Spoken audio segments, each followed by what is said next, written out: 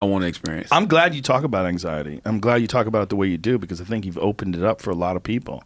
I think you've made it a subject that's okay to talk about for someone like you, who like a cool guy, who's a smart dude, who is successful and talks openly about anxiety and about how it's affected you.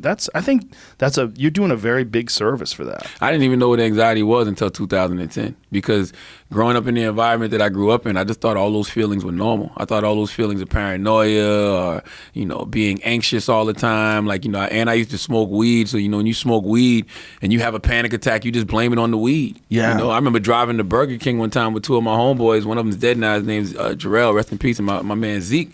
And I was high as hell, and my steering wheel needed steering fluid, so it was shaking.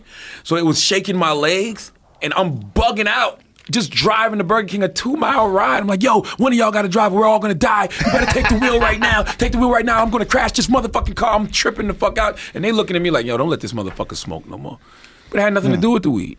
The weed probably accentuated it, though, no? Definitely did. Because when I found out what anxiety was in 2010, and I didn't start going to therapy until 2 years ago. Because back in 2010, when I got diagnosed with my first panic attack, the doctor was saying, hey, this is a panic attack.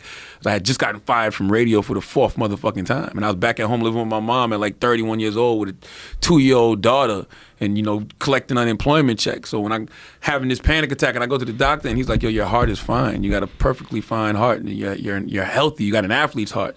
He was like, yo, are you stressed about anything? I'm like, fuck yeah.